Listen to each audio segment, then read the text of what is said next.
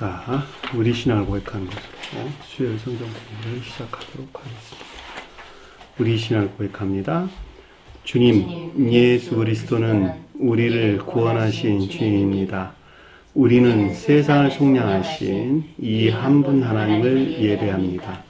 우리 주님 안에는 성부, 성자, 성령이 계시며 그의 인성은 신령입니다. 그러나 우리를 구원하시기 위하여 세상에 오셔서 우리의 성정을 취하셨습니다. 우리 주님께서는 십자가의 고난을 받는 데까지 시험을 당하여 참으셨고 지옥을 이기셔서 사람들을 지옥으로부터 놓아주셨습니다. 인성을 낳으신 신성에 그 인성을 통합하셔서 영화 되셨습니다. 이 영화 없이는 아무도 구원을 받을 수 없습니다. 사람은 주님을 믿고 그의 계명을 지켜야 구원을 받습니다. 주님의 계명은 주님께서 우리를 사랑하신 것 같이 우리가 서로 사랑하라는 것입니다. 아멘. 오늘 말씀 보도록 하겠습니다. 계시록서 16장 8절에서 12절 말씀. 계시록서 16장 8절에서 12절 말씀 보도록 하겠습니다. 넷째 천사가 그의 대접을 해에 쏟으매 해가 권세를 받아 불로 사람들을 태우니 사람들이 크게 태움에 태워진지라. 이 재앙들을 행하는 권세를 가진 하나님의 이름을 비방하며 또 회개하지 아니하고 주께 영광을 돌리지 아니하더라.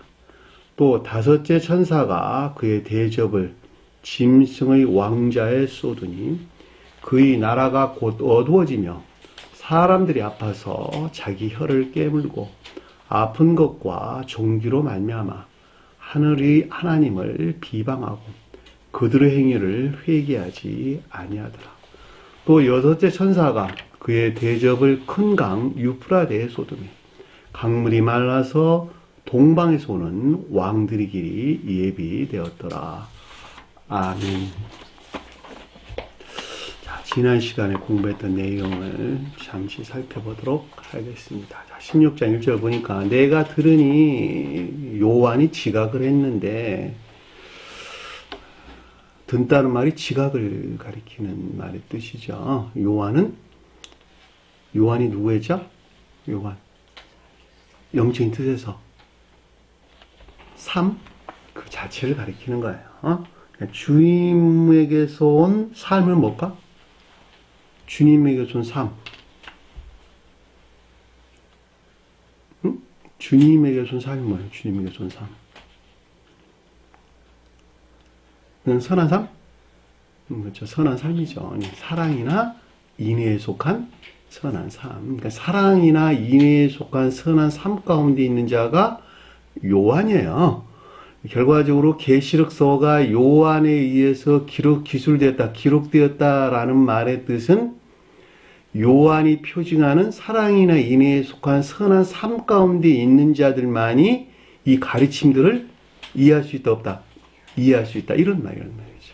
이런 말. 그래서 요한이 여기서 기록해서 우리에게 나오는 말의 뜻이에요. 그렇죠?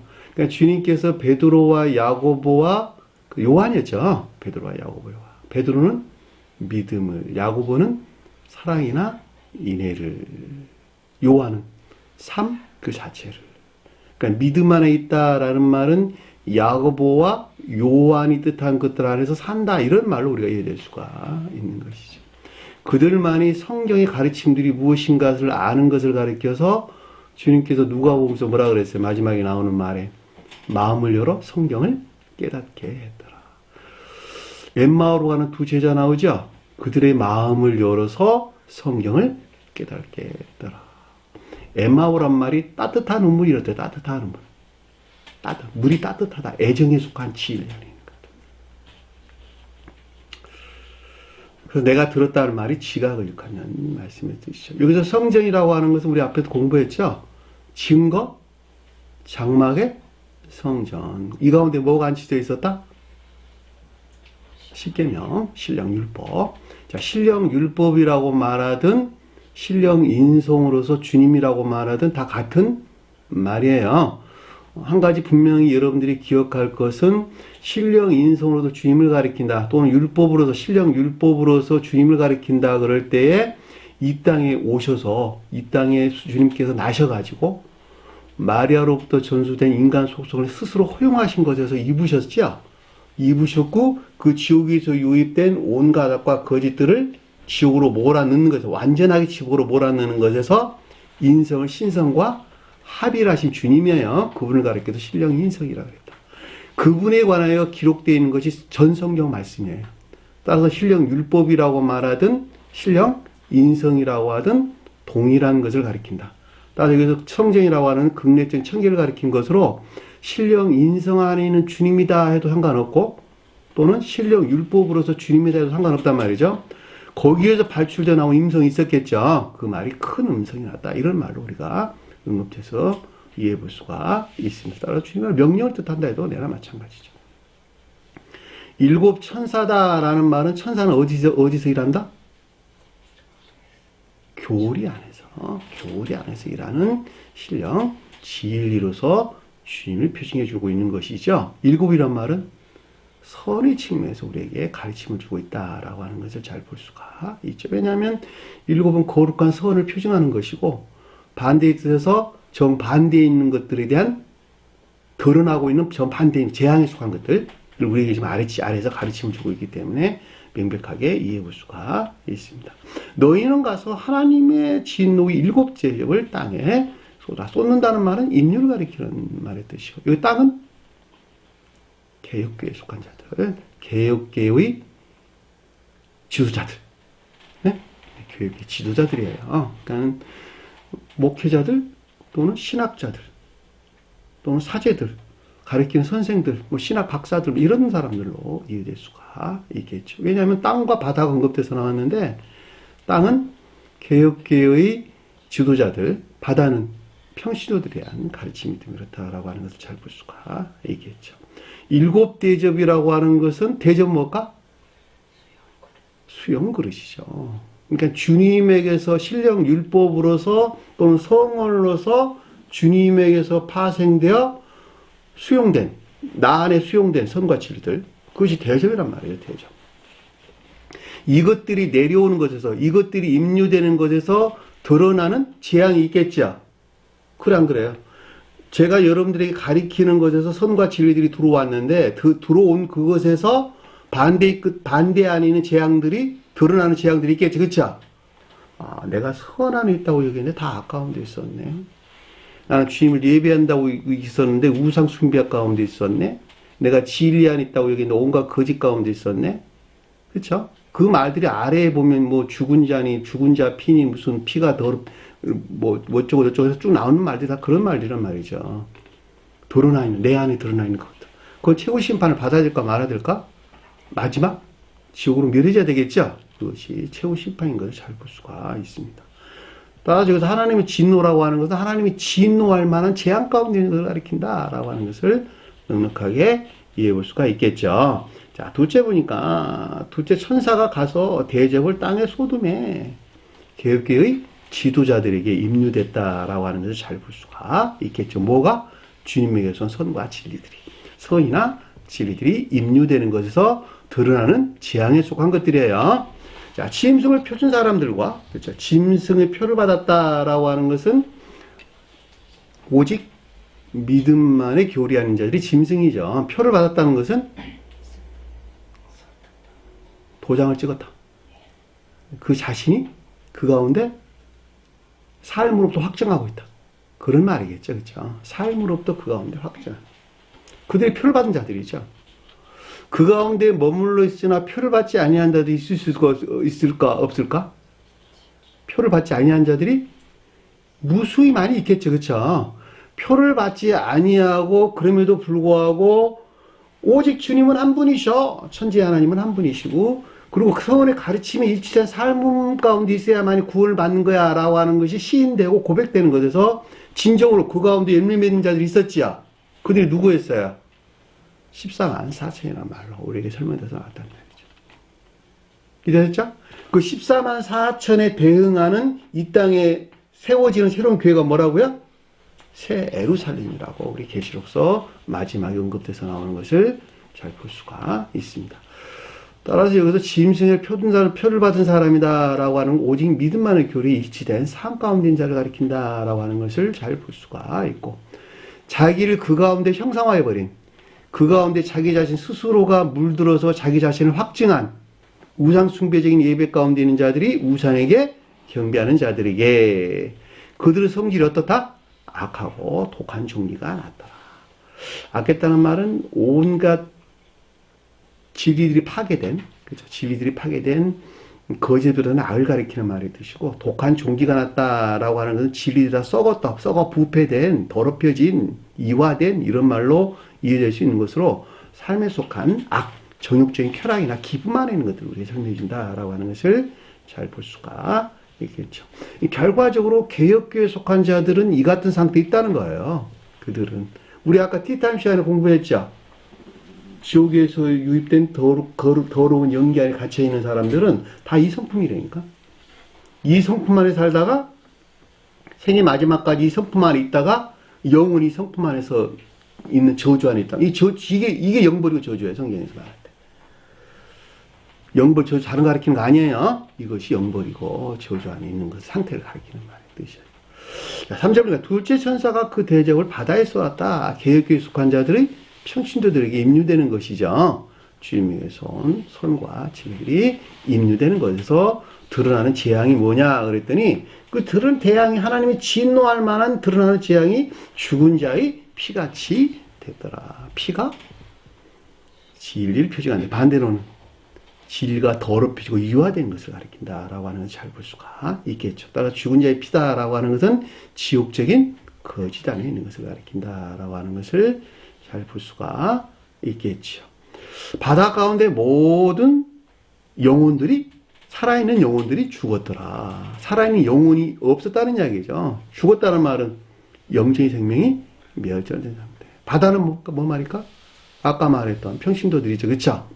평신도들이 생명 안에 있다고 여겼는데, 주님을 향한 믿음 안에 있고 주님을 예비하고 주님을 찬양하고 주님을 사랑한다 그러고 다 말은 그렇게 다 잘하고 그러는데, 그들의 영적인 생명을 보니까 다 멸절되어 있더라. 다. 왜 멸절되어 있었다고? 앞에도 공부했잖아. 악하고 종기가 난 상태에 있었기 때문에. 그쵸? 온갖 거짓을 그랬던 악들과 정욕에 속한 쾌락이나 기쁨, 삶에 속한 온갖 악하고 거짓된 것들을 쫓아 사는 그들은 영적인 생명에서 멸절된 상태에 있다라고 하는 것을 잘 볼 수가 있죠. 그러면 겉사람이 살아있다라는 건 무슨 말일까? 영적인 생명 안에 있다. 죽지 않고 살아있다라는 말은 무슨 말일까? 성언의 가르침이 일치된 인이나 믿음 안에 있는 상태. 그렇죠? 그래 안 그래요? 성언의 가르침이 일치된 행위에 속한 삶과, 진리들이 고백되는 행위에 속한 삶과, 그것이 열매들이 인애고 사랑이라는 말이죠. 사랑이나 인애에 속한 선한 삶. 그렇죠? 더 이상 그 사람이 자기 주장을 하지 아니하고 주님에게서 만들어 놓은 속사람을 섬기는 상태. 그래 안 그래요? 자기가 살려고 하면 죽는 거야. 그래서 자기가 죽으려고 하면 사는 것이고, 복음서에 우리 기록되어 나왔잖아요. 내가 살려고 하면 죽고 네가 죽으려고 하면 산다. 왜냐하면 지옥이 있으니 생명 안에 있기 때문에. 자기 생명 미워하세요. 그래서 자기 생명, 내 생명 사랑하면 안 돼요. 자기 생명 미워. 왜? 그 지옥이 생명이기 때문에 그러는 거예요. 네 번째 보니까 넷째 천사가 그 대접을 강과 물 근원에 쏘니, 물은 뭐라고? 물 근원은 성언을 가리킨다. 강은 넉넉한 진리를 가리킨다. 여기서는 그들이 이 가운데 있다고 여기는 성언에 대한 이해에 속한 것들이 밝혀지는 것, 드러나는 성언에 속한 이해하는 것들을 가리킨다라고 하는 것을 잘 볼 수가 있겠죠. 마치 성언에서 비롯된 넉넉한 진리 안에 있다고 여기는 것 같은 드러나는 성언에 대한 이해를 가리킨다라고 하는 것이 여기서 큰 대접을 강물을 근원에 쏟음에. 그쵸? 대접이라고 하는 것이 가리키는 것들이 들어오는 것에서 그 반대인 것들이 드러나는 것이죠. 개별적으로 볼 때 이 같은 것들은 여러분들 안에서 일어나는 매우 실제적인 것들이에요. 매우 실제적인 것들. 빛이 들어오는 것에서 어둠 가운데 있는 것들이 드러나는 것과 똑같아요. 무엇에서? 이해라는, 가르침이라는 측면에서. 진리 빛이 들어오는 것에서 거짓된 이해하는 것들이 다 드러나는 거예요. 그래서 그 말이 피같이 되었더라라는 말은 성원에 속한 진리들이 이화된 상태를 우리에게 설명해 준다라고 하는 것을 잘 볼 수가 있죠. 원래 영적인 사람들에게 있어서 피같이 됐다라는 말은 더럽혀지고 모독되는 것을 뜻하기도 해요. 근데 이들은 더럽히고 모독할 수가 없었다는 것이죠. 왜? 이 가운데 있지 않으니까. 그것은 진리 아닌 자들도 아니고 진리에 속한 믿음 아닌 자들도 아니기 때문에 무엇에 대한 믿음이었어 그들은? 그들이 만들어낸, 그들이 창안한 믿음이에요. 그래 안 그래요? 그렇죠. 그냥 하나님이 세운 목회자라는 말이에요. 사람이 세웠던 목회자라는 말이에요. 그들은 사람이 더 쉽게 더 정확하게 표현하면 지옥의 악마들이 세운 지오들의 악마들이 세운 목회자이다. 그들은 그걸 뭐라 그랬어요? 거짓 선지자. 그걸 거짓 선지자라고 그랬잖아요. 그래서 안 그랬어요?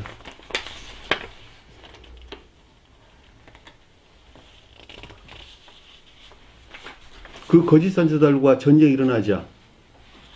전쟁이 일어나 안 일어나요? 전쟁이 일어나도 아마겟돈. 거짓 선지자와 싸움이야 다. 응? 아마겟돈. 다음 시간에 공부할 때 우리가 잘 볼 수가 있겠죠. 다음 시간에 나오죠. 그 종말 때 나오는 말인데 이따 좀 더 구체적으로 설명을 하도록 하겠습니다. 내가 들으니 물을 차지한 물을 다스리는 그쵸. 물의 천사예요, 물의 천사. 물의 천사가 이르되 주님의 돈 진리 아닌 자들 또는 성원에 속한 신령한 진리로서 주님을 가리킨다 해도 내가 마찬가지예요. 물이 뭐라고요? 진리. 주님에 대해서는 신령, 진리. 따라서 주님에 대해 설명할 때 물의 천사다라고 하는 것은 성원에 속한 신령 진리로서 주님을 가리킨다라고 하는 것을 잘 볼 수가 있겠죠. 전에도 계셨고 지금도 계신다라고 하는 것은 영존하시는 주님이죠. 영존하시는 성원의 측면에서 영존하신 주님에 대해서 설명해 준다라고 하는 것을 잘 볼 수가 있고 거룩하시니여라고 하는 신령 진리로서 주님에 대한 고백이죠. 이렇게 심판하신 것이 의로우시다. 이렇게 결정하는 것이 오이롭다. 이런 뜻이에요. 심판이란 말은 크리노, 판단하다, 결정하다. 이런 뜻이에요. 원래 심판이란 말이 판단하다, 결정하다. 이런 뜻이에요. 그러니까 주님으로 이미 이렇게 판단하는 것은 그들을 그렇게 이렇게 두는 것은 그렇죠? 이 가운데 그대로 내버려 두는 것은 옳은 일이다. 이런 뜻이에요. 옳은 일이다. 주님의 섭리가 그렇다는 거예요. 이해 되셨나요? 왜 주님은 전지전능하시니까 전지전능하신 분이시니까 그러면 그도 이화된 진리들이 이화되고 더럽혀진 탐욕 가운데를 불러내가지고 사랑이나 인애 안에 있게 하면 좋을 것을 왜 주님이 그대로 내버려두는 것이 옳다고 여기는 것인지 의문이 되죠. 그렇죠? 그렇잖아. 자기가 사랑하는 백성들인데. 그렇죠? 내 자식들이 잘못하게 되면 야단하고 그리고 바르게 안내하고 하는 것이 이로울 것인데 그것이 당연히 또 부모로 해야 될 일이긴 한데 왜 그들은 주님은 부모는 그 자식이 그대로 하도록 내버려 두냐는 거야. 왜 내버려 두냐는 거야. 지금 그러고 있잖아 지금. 주님께서 그들을 내버려 두는 것이 옳은 일이래. 보니까 의로시대. 그게 주님의 섭리라는 거예요. 여러분들 자식 키워봤잖아. 쉽게 하는 말, 자식 내 마음대로 한대. 그 말 많이 하죠. 부모가 아무리 하려 해도 자식이 이길 수 없다.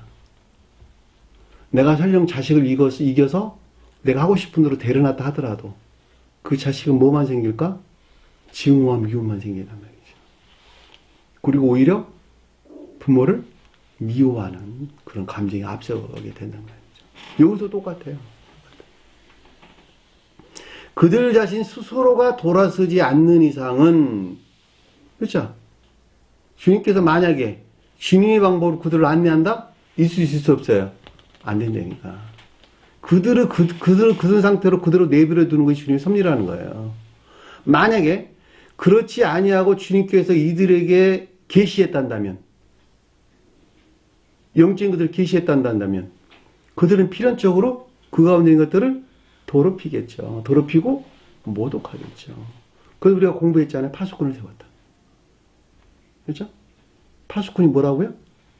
성경 말씀의 문자적인 뜻, 그걸 내 생물 그랬잖아. 내 생물. 케르빔. 창세기서 3장에 나오는 에덴 동산에 이르는 길을 지켰다. 그룹을 세워가지고.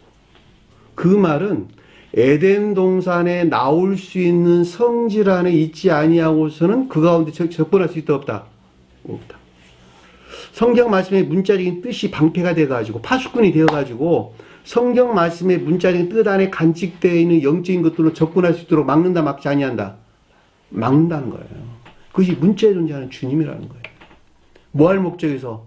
주님 입장에서 볼 때는 그 가운데 더럽히지고 모독되지 않게 할 목적에서, 또 사람 입장에서 볼 때는 더 이상 모독에서 비롯된 영원한 저주 안에 있지 않게 할 주님의 사랑이란 말이죠. 인류를 향한. 그렇죠? 성령 해방죄는 제일 큰 죄죠. 그렇죠? 성령은 선이라니까. 말씀의 물자의 뜻 안에 간직되는 거룩한 주님의 영이란 말이죠. 그 영 안에 있는 것들을 더럽히게 되면 영원히 용서받지 못하리라. 영원한 저주가 뒤따를 수밖에 없단 말이죠. 그러니까 주님께서는 인류를 사랑해가지고 성경 말씀의 문자적인 뜻으로부터 문자적인 뜻 안에 간직되어 있는 영적인 가르침들로 진행하지 못하도록, 더 이상 오지 못하도록 막아놨단 말이죠. 여기 지키고 있단 말이죠. 지키는 자를 문을 여는 것은 방법은 한 가지. 어떤 방법으로 파수꾼들로부터 문을 열림을, 문 열어봐 라고 할 수 있겠어요? 주님께는 그랬잖아. 네가 문 열어봐. 내가 들어갈 테니까. 네가 열으라는 거야. 내가 지키고 있을 테니까 너가 한번 열어봐. 그럼 내가 너로 들어가고 나는 나로 더불어 먹고 살리라. 여는 방법이 뭐라고요? 선한 삶. 가르침에 따른 순종이나 복종.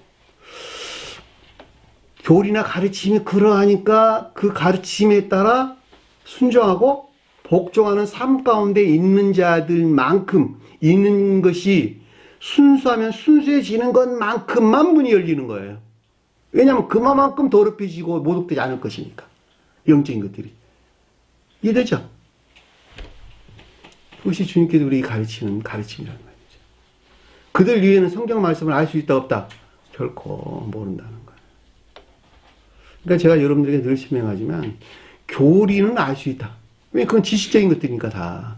야, 새 예루살렘은 교리는 이런 거야 라고 얼마든지 유창하게 설명도 할 수 있고 말할 수 있다는 거예요. 그러나 그 가운데 있는 선이 무엇이고 진리가 무엇인가라고 하는 것은 결코 알 수 없다는 거예요. 지식으로 아는 것 가지고는 결코 사람이 이미 해를 입지를 않아. 그렇죠? 그 사람이 나를 모르는데 나에 대해서 지식으로 안다고 그게 어떻게 나한테도 이렇쿵저렇쿵 이야기하는 내가 모독당할 수 있겠어요. 가까이 있는 사람이 정반대로 행할 때 그 사람의 배신감을 세상 사람도 느낀단 말이죠. 똑같은 거예요. 심판이 의롭다라고 하는 그 같은 상태에 내버려 두는 것이 주님의 섭리다 라고 하는 것을 우리가 잘 볼 수가 있겠죠. 그걸 우리가 전 시간에 허용한다 이런 말로 설명했어요. 그 가운데 있도록 설명한다. 그러니까 어떤 것들이 그 사람이 그 상태에서 종전 상태로 바뀌어지기까지 충분한 게 진행되게 이르기까지 그 상태에 충분하게 방치하고 허용하고 방치하는 상태에 내버려 두는 것이 주님의 섭리다 라는 말로 여러분들이 간단하게 얘기할 수가 있겠네요. 그 성도들과 선지자의 피를 흘려서 선지자는 교리나 가르침들이에요. 성도들은 거룩한 것들, 성은에 속한 교리나 가르침 안에 있는 거룩한 것들이 피를 흘렸다는 말은 진리를 이화된 상태로 설명해준다라고 하는 것을 잘 볼 수가 있겠죠. 그들에게 피를 마시게 하는 것이 합당하다, 그 가운데 있게 하는 것이 옳은 일이다라고 하는 것을 더 이상 설명 없이 잘 볼 수가 있겠죠. 내가 들으니 제단이 말하기를, 신령 선으로서 주님이에요. 이제 성원에 속한 신령 선으로서 주님에게서 말미암는 예 그렇다라고 하는 것은 확증을 가리킨다라는 말로 넉넉하게 이해해 볼 수가 있겠죠. 그러니까 성원에 속한 신령 진리로부터 일어나는 이 같은 일들이 일어났는데 그것을 성원에 속한 신령 선으로서 주님께서 확증했다 이런 뜻이에요. 주 하나님 혼인의 안에는 신령 선과 신령 진리로서 주님을 가리킨다. 혼인 안에 있는 전능하신이요 모든 만물을 지배하고 통치하시는 신령 능력으로서 주님을 가리킨다라고 하는 것을 잘 볼 수가 있고, 참되다라고 하는 것은 결정, 이 같은 결정이나 판단은 참되고 오롯이다라고 하는 신령 선의 측면에서 그리고 신령 진리 측면에서 주님에 대한 고백인 것을 잘 볼 수가 있습니다. 자, 여기까지가 우리가 지난 시간에 공부했던 내용입니다. 자, 8절 보니까 넷째 천사가 그의 대접을 해 소돔에. 대접은 뭐라 그랬어요? 주님에게 선과 진리들을 가리킨다. 그러니까 선과 진리, 왜냐하면 대접은 수용그릇이기 때문에 천사들의 수용그릇, 천사들에게 선 수용그릇은 천사가 주님을 가리키기 때문에 주님에게서부터 주님에게서 말미암는 선과 진리들이 해가 뜻하는 것들 안에 임류됐다라는 말로 이해해 볼 수 있겠죠. 그렇죠? 해가 뭘까? 태양. 선한 뜻에서 신령? 사랑. 이 대응이에요. 대응이니까 왜 이게 신령 사랑이 대응한가라고 하는 잘 모를 때에는 그냥 애우세요. 제일 처음에는. 지식으로 그냥 애워요. 나중에 이래서 신령 사랑을 뜻하는구나 그러고 나중에 깨닫게 돼요. 이건 해는 신령 사랑. 반대로는 지옥적인 사랑. 자, 지옥적인 사랑이다라고 하는 것은 그 성질은, 본성은 자기 사랑이에요. 자기 사랑. 지옥적인 사랑이라는 말이 자기 사랑이에요. 자기 사랑. 그러니까 신령 사랑에 반대되는 자기 사랑. 그 말이 그래서 해란 뜻이에요. 그러니까 그들이 주님 사랑 안에 있다고 여기는 지옥적인 사랑에, 자기 사랑 안에 임류됐다라는 말로 이해될 수가 있겠죠. 그리고 아래의 내용들은 다 이제 이 가운데서 일어나는 일들이겠죠. 그렇죠? 재앙들이겠죠. 그렇죠? 그래, 안 그래요? 그러니까 사랑이라는 측면에서 이 아래의 내용들, 사랑이라는 측면에서 임류돼가지고 선과 진리를 임류돼서 그 가운데 있는 것들에게 드러나는 재앙들이 지금 아래에 설명돼서 나왔다는 말이죠.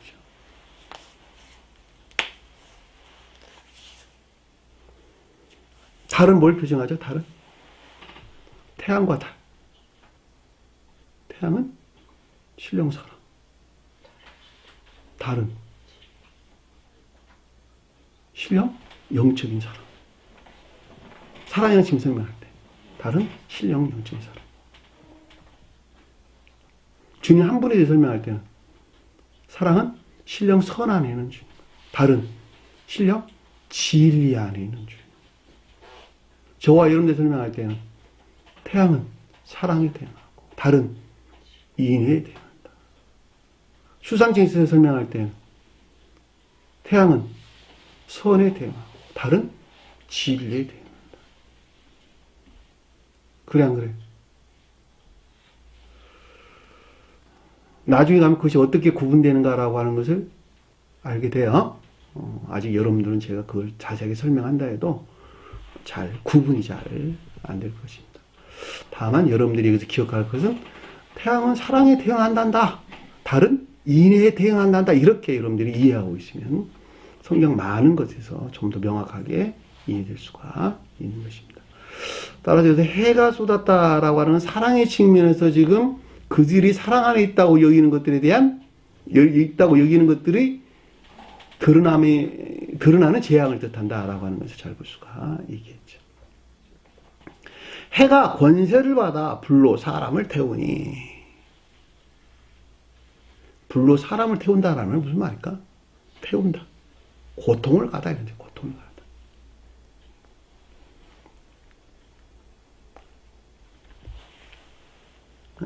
주님 사랑에 속한 것들이 임유되는 것에서, 선과 진리들이 임유되는 것에서 반대로 그들의 사랑, 다시 한번 자기 사랑 안에 있는 자들에게서 일어나는 뭐예요? 고통, 괴로움이나 고통. 불이 먹과 불. 지옥적인 사랑, 반대로 지옥적인 사랑. 주님에 대해 설명할 때는 천계적인 사랑, 또는 주님 자신에 대해서는 신령 사랑이라는 말로 설명될 수 있고, 또는 천사들에 설명할 때는 천계적인 사랑을 가리킨다라고 하는 것을 잘 볼 수가 있고, 반대로는 지옥적인 사랑을 가리킨다. 그러니까 해가 권세를 받았다, 해가 주었다 이런 뜻이에요. 해가 주니까, 해가 내려오니까 반대의 사랑 안에 있는 자들은 무엇이 생겨났을까? 고통이나 괴로움이 생겨났다라는 말이 여기서 해가 권세를 받아 불로 사람들을 태우다. 이 태우다는 말이 타우마티죠 이런 뜻인데, 시들어버리게 하다, 열기를 말리다, 또 열기로 고통을 가다 이런 뜻이에요. 자, 이 말을 여러분들 이렇게 이해하시면 좋아요. 어둠 가운데 새벽에 땅 속에 있는 미생물들이 또는 땅 위로 올라오죠. 그래 안 그래요? 지렁이들 대부분 우리가 아침에 산책할 때 보면 잘 알 수 있잖아. 지렁이들이 음지에 있다가 땅 위로 올라오죠. 올라온단 말이죠. 우리 참 끔찍스럽잖아. 우리 산책하고 가보면 지렁이들이 막 여기저기 많이 꿈틀거리고 고통스러워하고 그러잖아요. 그런데 미처 해가 뜨기 전에 그들이 피하지 못해가지고 그 가운데서 고통스럽게 꿈틀거리고 있는 것들 많이 보죠. 그래 안 그래요? 그 고통이 어디서 왔어요? 해에서 왔잖아. 햇볕에 그들이 견딜 수 없는 고통이 가졌다라고 하는 걸 잘 볼 수가 있겠죠. 그러니까 땅 속에 머물러 있다라는 것은 지옥을 가리킨다라는 걸 잘 볼 수 있고, 지옥적인 사랑 안에 있다는 말이 잘 들리고, 지옥적인 사랑 안에 있는 자들은 주님에게서 사랑의 열기로부터 고통을 느낀다 못 느낀다? 네? 고통을 느낀다. 그 자신을 괴롭히고 고통스럽게 한다. 그 태양에서 왔다는 거예요. 그 자신 스스로가 만들어냈다는 거예요. 그들 자신 스스로가 그 어두운 가운데 머물러 있는 데서 비롯된 괴로움과 고통이죠. 그렇죠? 왜냐하면 그들을 진리 빛, 태양이 빛 가운데 안내할 목적으로 주님께서는 왔는데, 그들은 그들의 성질에 일치하지 아니한 정반대에 있는 까닭에 그들 사랑으로부터 그 어떤 괴로움과 고통을 겪게 된다라고 하는 것을 우리가 명백하게 이해해 볼 수가 있겠죠. 제가 여러분들이 그동안에 많은 설명을 드렸는데, 이 가르침 안에 있지 못하면 이 가르침들이 그들에게 뭐가 된다? 굉장히 고통으로 와 닿는단 말이죠. 그러니까 왜 맨날 나만 갖고 야단해? 내가 흔히 하는 말로 그런 말이잖아. 자기 사랑 일치하지 아니한다. 일치하지 않아. 자기 자신에게 괴로움과 고통을 가져다 준다. 만약에 자기가 이 가르침, 이 사랑에서 나오는 이 가르침에 대한 열망이나 갈망이 있다면 그것이 자기에게 시험으로 단 말이에요. 시험으로. 그래 안 그래요? 자기에게 괴로움과 고통이 주는 것이 자기의 시험으로 다가오고, 이 시험에서 승리하게 될 때 비로소 이 가르침 가운데 나오게 되겠죠. 그래 안 그래요? 이 사랑 안에 나오게 된단 말이죠. 그렇지 아니할 때는 정반대의 것들이 일어난단 말이죠. 이들은 지금 그러고 있는 거예요. 여기 보면 지금 사랑이라는 측면에서 볼 때에 주님 사랑이 가까이 오는 것에서 그들 사랑으로부터 나오는 고통과 괴로움, 이 말이 가르쳐져요. 그래서 지금 불로 사랑을 태우더라라는 말로 이해될 수가 있다는 것이죠. 해가 권세를 받아 불로 사람, 불은 선한 뜻은 사랑을, 반드시 지옥적인 사랑 또는 정욕이라 해도 내나 마찬가지입니다. 그 말을 가리켜서 해가 권세를 받아 불로 사람을 태웠다라는 뜻이었죠.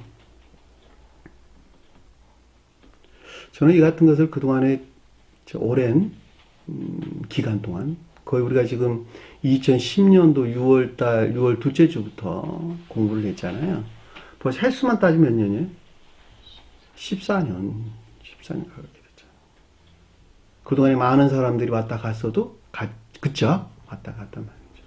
그 가운데 참 아까운 사람들도 많이, 안타까운 사람도 많이 있긴 있는데, 그 사람들이 대부분 떠나게 될 때, 그 같은 주님 그 사랑에 견딜 수가 없어서, 그들을 사랑해서 만들어진, 그들의 사랑이, 그 사랑에 대항해서 일어나는 고통이나 괴로움 때문에 떠나게 된다라는 것을 잘 볼 수가 있죠. 왜냐하면 이 가르침이라고 하는 것이 모든 것들을 지적한단 말이죠. 그 사람에게 있는 성품을.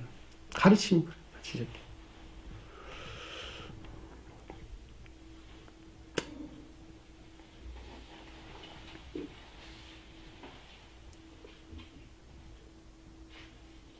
구절 보니까 사람들이 크게 태움에 태워진지라 다 매우 지독한 전욕들에 빠져 있는 것을 우리에게 설명해 준다라고 하는 것을 잘 볼 수가 있죠. 그러니까 이 크다라는 말은 메가스라는 뜻인데, 선의 측면에서 반대로 악. 성경에서 크다, 많다라는 단어가 구분되는 거예요. 크다는 것은 선에 대해서, 많다는 것은 진리에 대해서 우리에게 서술해 줍니다. 따라서 반대로 여기서 크게 불탐에 태워지더라, 이런 뜻이요. 크게 불탐에 태워지더라. 그러니까 불타는 것이 지옥적인 사랑 안에는 정욕을 가리키는 말의 뜻이죠. 그러니까 매우 지독한 정욕에 빠져있는 상태를 가리킨다라고 하는 것을 잘 볼 수가 있겠죠. 그러니까 주님에게서 온 사랑이 그들 가까이 접근하지 아니할 때는 그 같은 사실을 그들은 느끼지 않겠죠. 왜냐하면 그들은 그 가운데 있는 쾌락이나 기쁨에 사는 것이니까 그것들이 드러나지 않는단 말이죠. 그럼에도 불구하고 주님 사랑이 오는 것에서 그들은 고통이나 괴로움을 갖게 된다라고 하는 것을 잘 볼 수가 있고, 따라서 크게 태움에 태워졌다라는 것은 매우 지독한 정욕에 빠지는 것을 산다라고 하는 것을 명백하게 이해해 볼 수가 있습니다. 이 재앙들을 행하는 권세를 가진 하나님의 이름을 비방하며, 하나님의 이름이 뭘까? 하나님의 이름. 하나님 이름 뭐예요? 하나님의 두 이름. 신령, 선과 신령, 진리. 신령, 선과 신령, 진리와 그리고 여기서 파생된 사랑에 속한 모든 것들이나 또는 믿음에 속한 모든 것들이 주님의 두 이름이에요. 자, 신령, 선과 신령, 진리, 그리고 여기서 파생된 천적이고 영적이고 자연적인 모든 것들이다라고 할 때 이분 주님에 대해서 뭐라 그랬어요? 신령, 인성으로서 주님을 가리킨다. 그렇죠? 그러니까 하나님 이름은 뭘까 그러면? 신령, 인성으로서 주님을 가리킨다라고 하는 것을 잘 볼 수가 있고, 여기서는 증거 장막의 성전이라고 하는데 안치되어 있는 신령, 율법으로서 주님을 가리킨다 해도 내나 마찬가지겠죠. 그러니까 세교에 속한 자들은 이분 주님을 시인하지다. 그리고 이분 주님에게서 말미암는 사랑이나 인애 안에 있기를 열망하고 갈망하는 것이죠. 결과적으로 그 열매 안에 있는 자들이 다 구원받는 자들이죠. 그래 안 그래요? 그래 비방했다는 말은 그 가운데 있는 주님을 철저하게 부정하거나 시인하지 아니하였다라고 하는 것을 잘 볼 수가 있단 말입니다. 어떻게 신령 인성으로 주님이 될 신성이 될 수 있어? 아들이 어떻게 아버지가 될 수 있어? 그 말이 안 되는 거야. 그래 안 그래요? 그냥 선지자로 왔을 뿐이야. 주님은 우리 죄를 대속해 주려고 하나님 아들로 왔을 뿐이야. 그렇죠? 아버지가 신성 안에 계신 분이시고 아들은 신성에서 나온 우리 죄를 대신에 갚아주려고 이 땅에 오신 물질적인 하나님의 아들일 뿐이요 라고 그들은 생각하는 것이죠. 주님에 대한 인식이 그렇단 말이죠. 그럼에도 불구하고 입술로는 그분이 하나님이요 라고 이야기를 한단 말이죠. 그러니까 주님의 인성 안에 주님의 신성을 이들은 철저하게 부정하거나 시인하지 않았다라고 하는 것을 잘 볼 수가 있겠죠. 그 말에서 하나님 이름을 비방했다라는 말로 이해될 수가 있겠죠. 근데 이 재앙을 행하신 권세, 이 재앙을 하나님이 행하셨어요? 신령 인성으로 주님이 행하셨어요? 그렇지 않죠. 그들에게는 그것이 곧 재앙으로 드러나는 것이죠. 왜냐하면 이분 주님에게서 말미암는 것이 들어오는 것으로부터 내가 애지중지하는 것들이 다 멸절된 상황에서 놓였기 때문에 그들의 고통과 괴로움을 가져다 주기 때문에 그들은 곧 그들에겐 재앙이 되는 것이죠. 반대편에서 볼 때. 주님은 어느 누구에게도 그들에게 재앙을 가져다 주지 않는단 말이죠. 오히려 재앙보다는 평화와 자비 안에 계시죠. 그렇죠? 평화와 청기적인 행복 안에 있기를 주님께서는 간절히 원하시는 것이죠. 그러니까 이 재앙이라고 하는 것은 그들이 만들어낸 주님 하나님이 진노할 만한 상태에 머물러 있는 그들의 상태, 그들의 재앙인 것을 우리는 잘 볼 수가 있는 것이죠.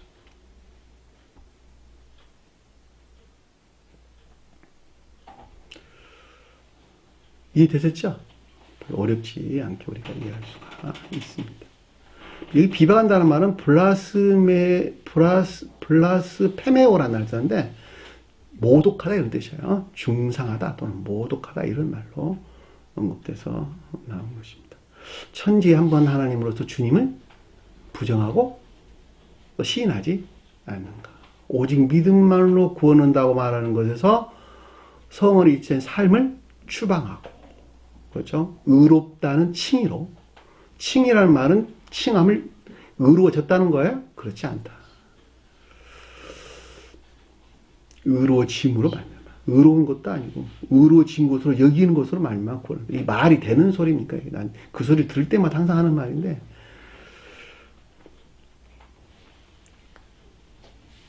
오직 믿음만으로 구원한다라고 말하는 사람들은 그들의 악에 대해서 살펴볼까 살펴보지 아니할까? 결코 그 자신 안에 악을 살펴보질 않겠죠. 그래 안 그래? 자기가 지옥적인 사랑이 있는지 천계적인 사랑이 있는지, 자기가 악을 행하는 것인지 선을 행하는 것인지, 그들은 그 자신 안에 일어난 그 어떤 것들에 대해서 깊게 생각하지 않죠. 왜냐하면 그들은 이미 구원받은 자이기 때문에 그렇다는 거예요. 구원받기 때문에. 그 같은 일들을 일어나는 요즘 여러 가지 행태들은 요즘 교회를 보면 잘 알 수 있죠. 그죠?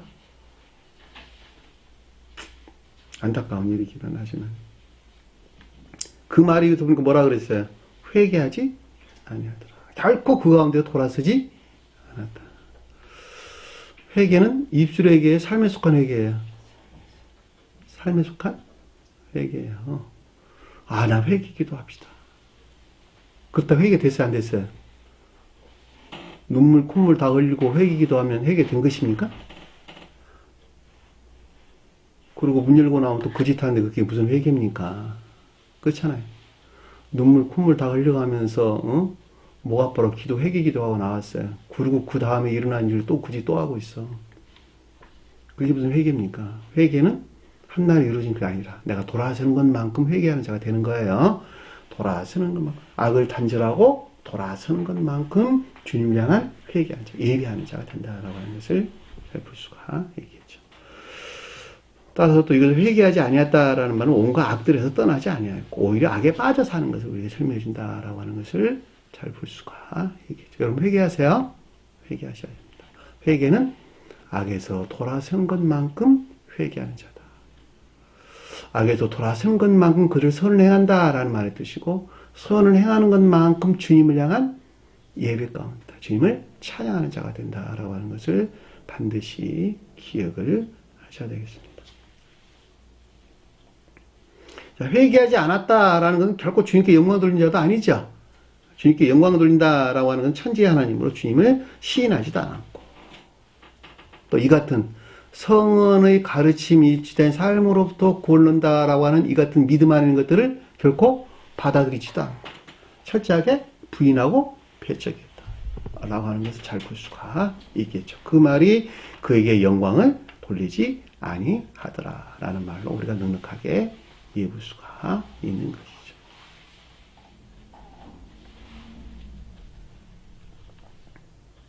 쭉 흐름을 타고 오면 별로 어렵지 않아요. 쭉 이 시리즈로, 주제가 그 시리즈로 일치해서 쭉 설명해서 나오는 것이니까 앞에도 쭉 타고 나오면 여러분들 결코 어렵지 않을 것입니다. 10번째, 10번째 보니까 다섯째 천사가 그의 대접을 짐승의 왕자에 쏟으니. 자, 쏟다는 말이 임류를 가리키는 말의 뜻이다 그랬죠. 대접이 임류된다라고 하는 것은 수용 그릇으로 선과 진리들이 짐승의 왕자가 표징하는 것들 안에 임류되는 것을 가리킨다라고 하는 것이 잘 볼 수가 있겠죠. 왜냐하면 앞에 주의 천사가 지금 이 일을 하고 있는 것이기 때문에 명백하게 이해해 볼 수가 있겠죠. 짐승은 뭘까? 앞에 공부했잖아. 짐승이 뭐라 그랬어요? 짐승. 오직 믿음만의 교리에 있는 자들. 믿음만의 교리에 있는 자들이 짐승이죠. 그쵸? 왕자는 뭘까? 왕자. 주님의 보좌. 주님의 보좌는 뭐예요? 청계나 교회. 신령 통치 안에 있는 청계나 교회가 주님의 보좌죠. 청계나 지상의 교회. 왜냐하면 청계나 지상의 교회가 주님의 신령 통치 안에 있기 때문에. 여기서는 반대로 오직 믿음의 교리가 지배하고 통치하는 곳이라는 말로 이해될 수 있겠죠. 그냥 이 왕자니까. 드러노스. 보좌니까. 주님의 보좌는 천계. 이 땅에서는 교회. 주님이 앉아 계신다면서 주님이 왕으로 앉아 계신다. 그리고 주님 보좌는 말이에요. 자석, 자리, 이런 뜻이에요. 주님이 자리 잡고 계신다. 뭐로?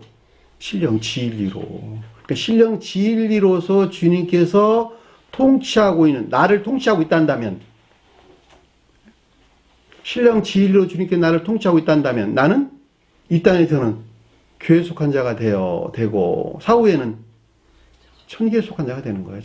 천계의 천사가 되고, 이 땅에서는 교회에 속한 사람이 되는 것이죠.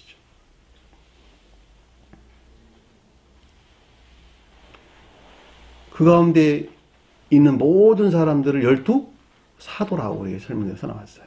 12사도가 심판한다라는 말은 12사도가 뜻하는 성질 안에 있지 아니한 모든 것들을 판단해가지고 아닌 것들을 지옥으로 배척시킨다라는 말의 뜻이라는 말이죠. 12명이 앉아갖고 너 지옥가, 너 천국가 이렇게 말하는 것이 아니고 12사도가 뭐예요?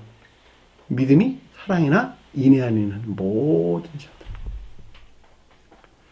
12사도 말 그런 뜻이에요. 믿음이 사랑이나 인애에 속한 선행 안에 있는 모든 자들이 12사도예요. 진리 안에 있는 모든 자들이 12제자죠. 그렇죠? 12제자들.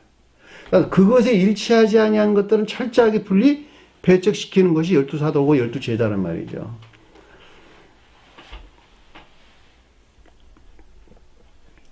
그러니까 여기서 짐승 왕자에 쏟다라는 말은 짐승이 뜻하는 것들이 지배하고 통치하는 곳에 임류됐다라는 말로 이해될 수가 있겠죠. 임류돼서 드러나는 재앙이 지금 아래 설명에서 나왔다는 거예요.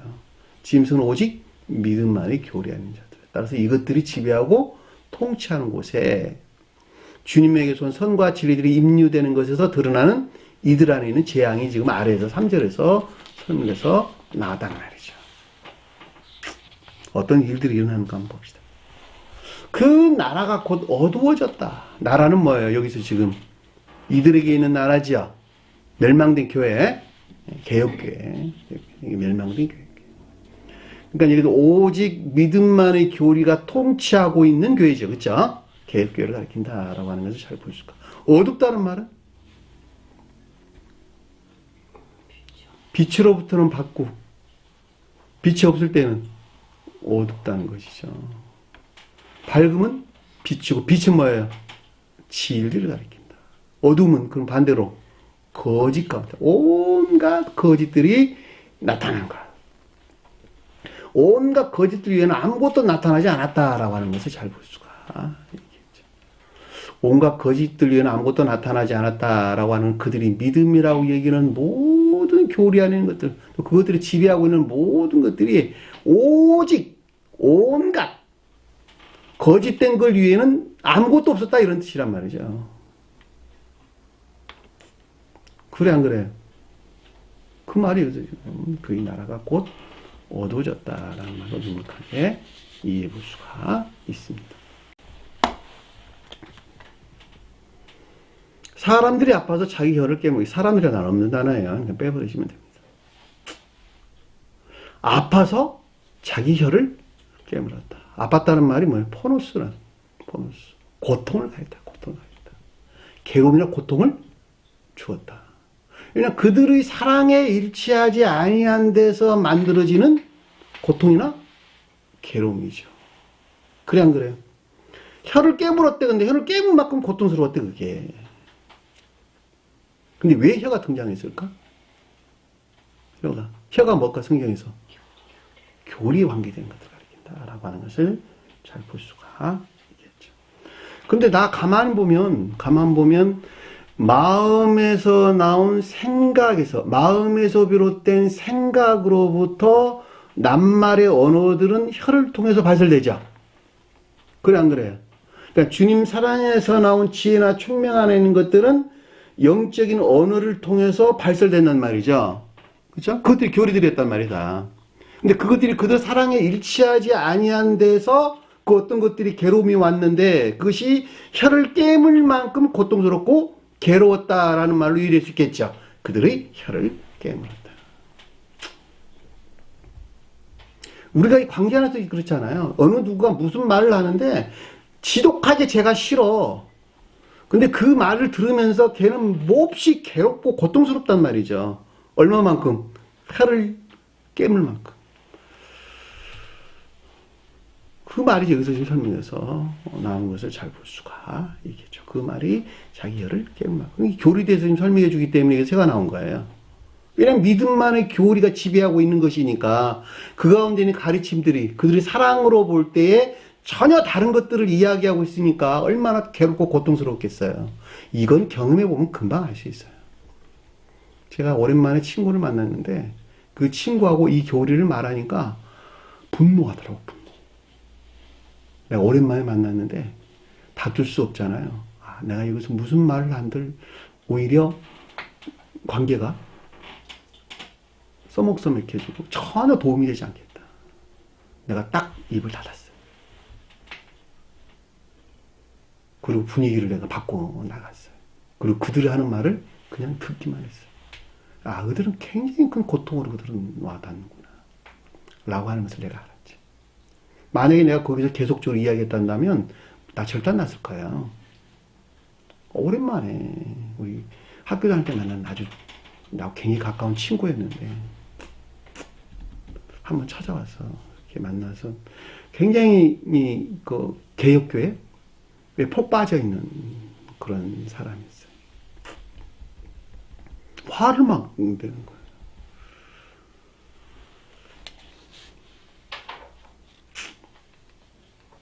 (11절) 보니까 아픈 것과 종기로 말미암아 그들의 사랑으로부터 나온 것이죠. 그렇죠? 그러니까 여기서 아프다라고 하는 것이 거짓에서 비롯된 고통이나 괴로움 가리키는 것이 아니에요. 자, 진리가 오는 것에서 그들에게 드러나는 괴로움과 고통이에요. 아픈 것과 라는 말이 그 뜻인 것을 잘 볼 수가 있겠죠. 종기는 앞에 고백했죠. 삶의 속과 악을 가리킨다. 또는 정욕에 속한 악에서 나온 정욕 안에는 쾌락이나 또는 기쁨에 그 가운데 기쁨에 속한 것들을 가리킨다 해도 내나 마찬가지겠죠. 그러니까 오직 믿음만의 교리에서 시인하고 수용한 것으로부터 솟아오른 내면적인 거짓들이나 악들이다라고 하는 것을 잘 볼 수가 있겠죠. 아픈 것과 종기란 말이 그런 뜻이에요. 말미암아.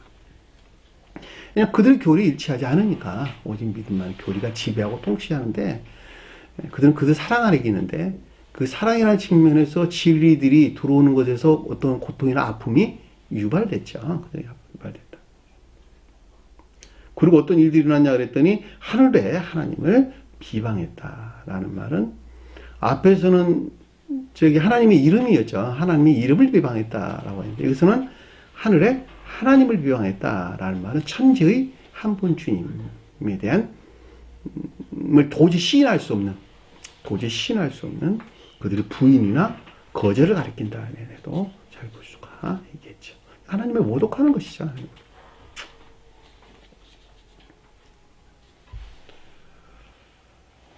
그리고 그 아래에 보니까 뭐라고 설명됐어요?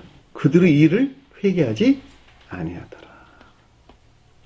결코 돌아서지 않았다.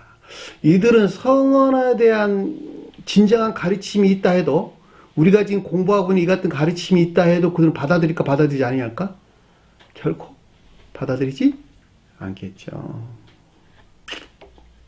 결코 그들은 그들 교리로부터 물러나지 않을 것이다 라고 하는 것은 우리가 명백하게 이해해 볼 수가 있습니다.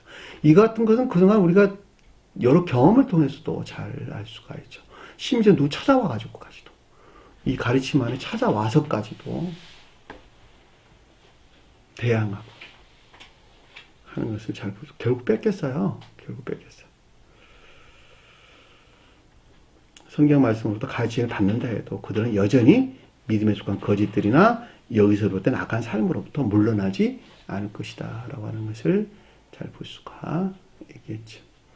그 말이 여기서 지금 그들의 일을 회개하지 아니하더라 라는 말로 넉넉하게 이해해 볼 수가 있습니다. 자, 그동안 제가 여러분들에게 늘 설명했던 것 같이 성언의 가르침은 오직 선한 삶에 대해서 교훈한다. 그 한 가지 이유는 아무것도 없어요. 자, 선한 삶은 오직 성언의 가르침으로만부터 비롯된다.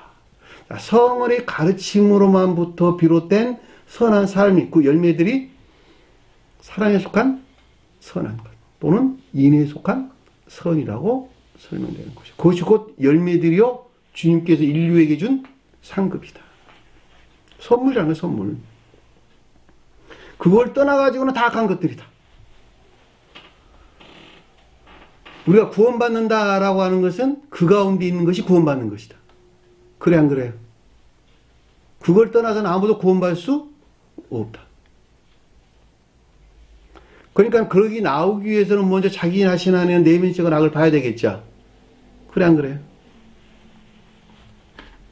자기 자신에 대한 심각한 점검이 없이는, 자기 자신에 대한 심각한 성찰이 없이는 그 가운데 보이지 않는단 말이에요. 자기가 악 가운데 있는지 지옥 가운데 있는지 어디가 있는지 자기가 어떻게 하냐고 자기가.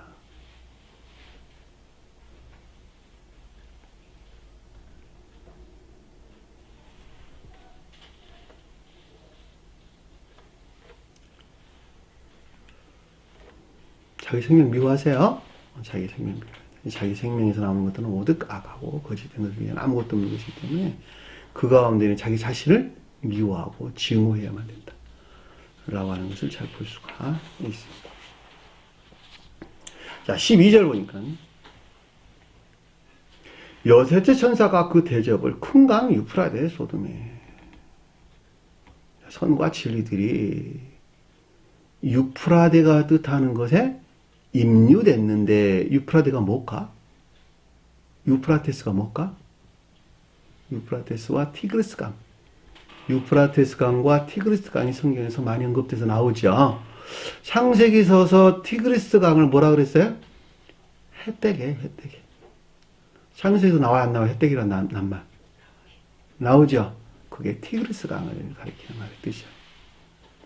유프라테스 강과 티그리스 강이 언급돼서 나오는데, 티그리스 강은 내면적인 함정인 것들. 유프라테스 강은 외면적인 함정인 것들. 표정해 주는 거예요. 외면적인 함정인 것들.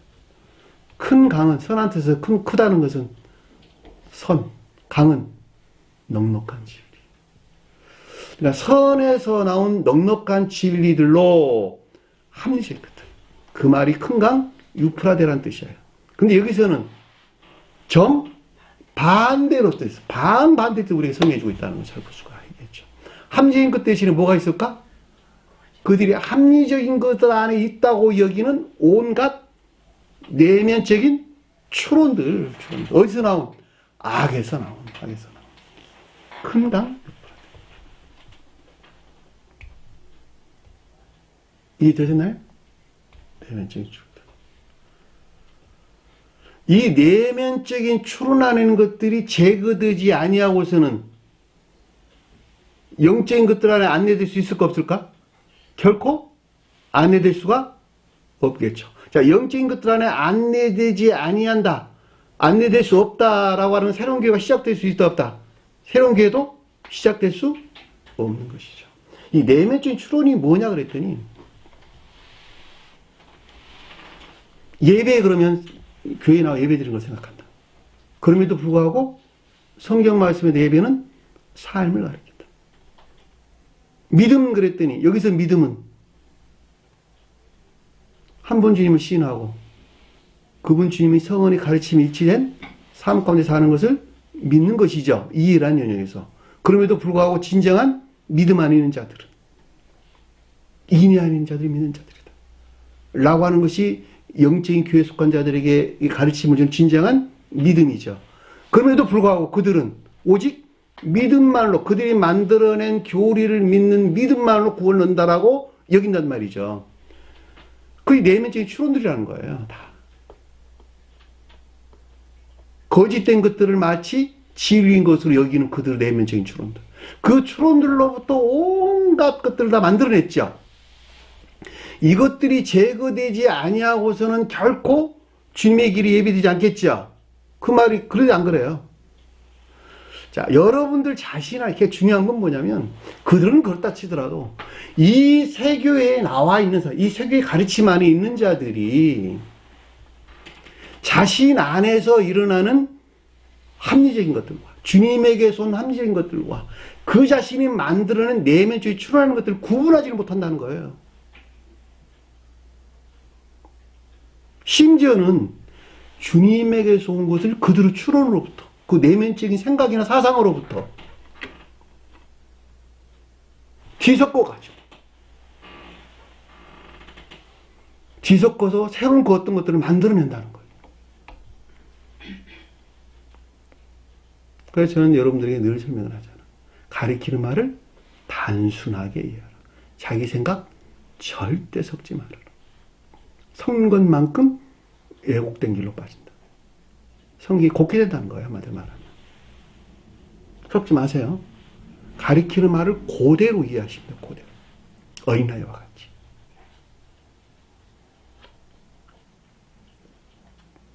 그래서 여기서 큰 강 유프라데에 쏟았다라는 말은 내면적인 추론에 악에서 나온 온갖 내면적인 추론 안에 있는 거짓들이죠. 그렇죠? 내면 추론해서 만들어낸 온갖 거짓들 안에 입류되는 것을 가리킨다라고 하는 것을 잘 볼 수가 있겠죠. 그 말이 여기서 큰 강 유프라데가 쏟았다라는 것을 잘 볼 수가 있습니다. 그런데 아래서 무슨 일이 생겼어요? 그 물이 말랐더라. 마르단 말이 무슨 말일까? 말랐다. 그 가운데 있는 것들이 제거됐다. 여러분들 안에서 만들어낸 내면적인 추론 안에서 비롯된 온갖 거짓된 것들이 제거되지 아니하고서는 새로운 교회가 시작될 수 있다 없다? 시작될 수 없다. 다시 말하면 개혁되지 아니하고서는 이해라는 영역에서 먼저 개혁되지 아니하고서는 결코 의지라는 영역에서 새로운 교회가 시작될 수 없다. 같은 말이죠. 같은.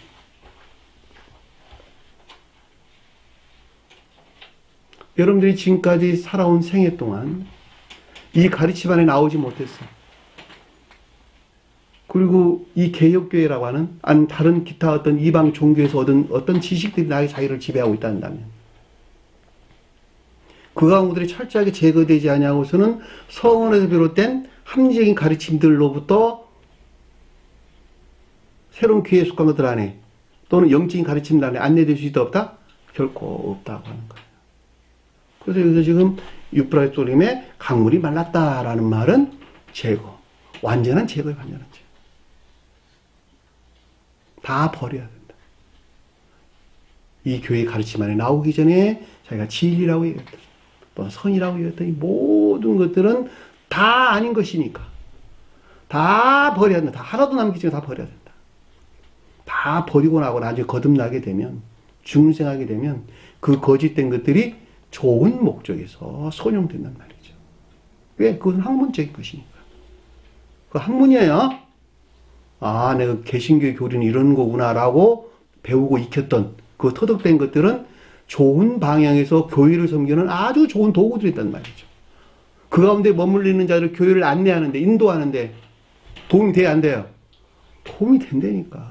도움이 되는 정도가 아니라 그릇이 커진다니까, 그릇이. 주님의 거 담는 그릇이 그만큼 커지는 거예요. 왜? 풍성하게 담을 수 있는 것이니까. 세상 지식이 쓸모 있다는 거예요? 쓸모 없다는 거예요? 쓸모 있다는 거예요. 쓸모 있다는 거예요. 자연치하게 쓸모 있다는 거, 쓸모 없다는 거예요. 있다니까. 좀 더 성경을 풍성하게 해석하고 가르치고 그 가운데 있는 자들을 안내하는데 얼마나 풍부한 그릇으로 그걸 작용하겠냔 말이에요. 이 같은 이유에서 주님께서는 습기된 보리사도를 직접적으로 들어서 성경 말씀을 끼고친 거 아닙니까? 한번 생각을 해보시라. 왜? 너무 많은 지식을 가지고 있으니까. 철학자로서, 광물학자로서, 신체학자로서, 오만 세상 아주 잡다한 해박한 지식을 가지고 있으니까 그것들이 담는 그릇이 돼가지고 성경 말씀을 좀 더 명확하게 이해하고 깨닫는, 또 그것을 전하는 지혜로운 글들을 우리에게 많이 선물로 남기셨잖아요. 그런데 여러분들이 거듭나기 이전에는 새로 그것들 안에 여러분들이 푹 빠져 있단다면 그것들이 제거되지 않냐고는 결코 교회에 나올 수가 없겠죠. 너무 당연한 이야기인 것을 잘 볼 수가 있습니다. 동방이 물리기 말랐다라는 말이 결과적으로 이 유프라테스가 뜻하는 온갖 출현에 속한 것들이 제거된 것을 가리킨다. 엘리사가 옷을 들어 요단강을 쳤더니 어떻게 됐어요? 요단강이 갈라졌더라. 그 말 같은 말이죠. 그렇죠? 예? 갈라졌더라. 온갖 거짓들이 제거됐더라. 같은 말이잖아. 엘리사가 옷으로 요단강을 쳤더니 요단강물이 갈라졌더라. 온갖 거짓들이 제거됐다. 엘리사가 뭘까? 교리적인 성원으로서 주님. 엘리사가 교리적인 성원으로 주님을 표징하는 거예요. 엘리야는 문자에 존재하는 성원으로서 주님. 세례 요한은 문자에 존재하는 성원으로서 주님. 그래서 엘리야가 나타났다고 세례 요한 그랬잖아요. 그래서 안 그랬어요? 그리고 엘리야로부터 엘리사가 나왔죠. 그쵸? 그 엘리사가 교리적인 성원으로서 주님을 표현한다. 문자적인 뜻으로부터 성원이신 주님에게서 파생된 교리로서 주님. 엘리사가. 그 교리 안에 있는 것들로부터 요단강 물을 갈랐단 말이죠. 여기도 똑같아. 여기도 똑같아. 예? 그래 안 그래요? 물이 뭘까? 물이 진리나 믿음. 반대로는 거짓 또는 거짓된 믿음 안에 있는 것들을 다 말려버렸다. 그랬으면 어떻게 됐을까? 이제는 동방으로부터 오는, 동방에서 오는 왕의 길들이 예비되었더라.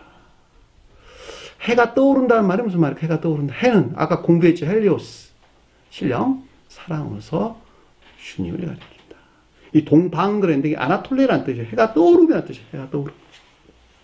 단어가 두 단어예요. 동쪽과 방 그런다는 이 방인데 이게 해가 떠오르다 이런 뜻이에요. 동쪽에서 해가 떠오른다. 그러니까 해는 신령 사랑으로서 주님을 표징하고 동방 그럴 때 해가 떠오른다. 그러니까 태양이 떠오른다라고 하는 것은 주님의 임재에 의한, 주님의 임유에 의한 새로운 교의 시작을 가리킨다라고 하는 것을 잘 볼 수가 있겠죠. 왕들은 뭘까? 신령 사랑에서 말미암는 신령 진리를, 또는 속도에서는 진리나 또는 기억지 진리를 가리킨다라고 해도 되나 마찬가지겠죠. 그래서 동방에서 오는 왕들의 길이 예배, 길은 뭘까? 호도수라는 뜻인데 삶에 속한 진리들 가리키는 말의 뜻이에요. 삶에 속한 진리들. 예비됐다는 말은 준비된 것을. 그러니까는 새로운 교회로 안내될 수 있도록, 새로운 교회로 인도될 수 있도록 준비되었다라는 말이 동방에서 오는 왕들의 길이 예비됐다. 그러니까 주님에게서 온 곳으로부터 파생, 말미암는 선에서 파생된 진리 안에 있도록 안내됐다라는 말로 우리가 넉넉하게 이해해 볼 수가 있겠죠.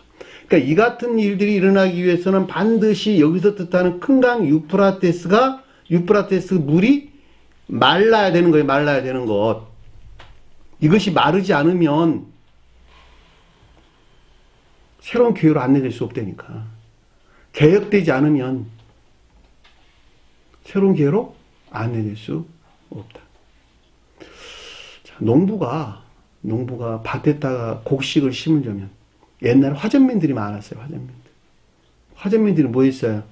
먼저 산에다 불을 질러. 그리고 잡풀들을 다 제거하죠. 여기서 온갖 거짓된 것들을 다 제거하죠. 그 다음에 돌들을 파낸단 말이에요. 그 믿음 안에 있다고. 돌이 뭐예요? 성경에서 베드로. 믿음. 개바. 네? 또는 진리. 그들이 진리 안에 있다고 여겼던 거짓된 믿음 안에 있는 것들을 다 들춰내야 돼. 들춰내는 것에서 분리시키는 거예요. 왜냐면 알지 못하면 제거할 수 없는 것이니까. 땅속에 돌이 감춰져 있는지 뭐가 감춰져 있는지 모르면 그걸 어떻게 제거할 수 있겠어요. 위로 다 드러내야 되는 것이죠. 그러니까 여기서 가르침이라고 하는 것은 교리적인 가르침이라고 하는 여러분들 안에 있는 반대의 것들을 다 들춰내는 거예요. 다 들춰내는 거.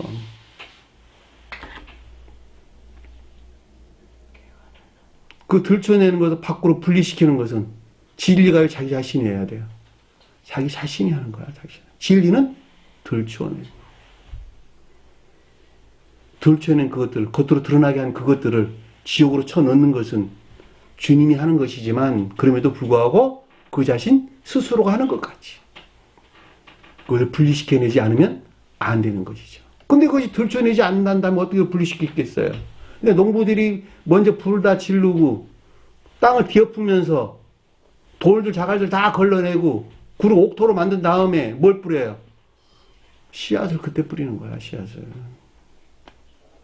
그때 그 씨앗이 자라 나무가 되고 열매를 맺는단 말이죠. 그 말이 여기서 왕들의 길을 예비되는 거예요. 그때다. 그 같은 과정도 전혀 거치지 아니하고 곡식 심는다고 어떻게 곡식이 자랄 수 있겠습니까? 말이 안 되는 소리지. 오늘 주신 말씀 마음속에 깊게 새기시고 한 주간도 승리하는 저희들에게 간절히 축원합니다. 자, 주기도문을 하는 것으로 오늘 공부를 마치도록 하겠습니다. 하늘에 계신 우리 아버지, 이름을 거룩히 하는 받으시오며 나라의 마옵시며 뜻이 하늘에서 이룬 것 같이 땅에서도 이루어지리라. 오늘날 우리에게 일용할 양식을 주옵시고 우리가 우리에게 죄진 자를 사해 준 것 같이 우리 죄를 사하여 주옵시고 우리를 시험에 들게 하지 마옵시며 다만 악에서 구하옵소서. 나라와 권세와 영광이 아버지께 영원히 싸움나이다. 아멘.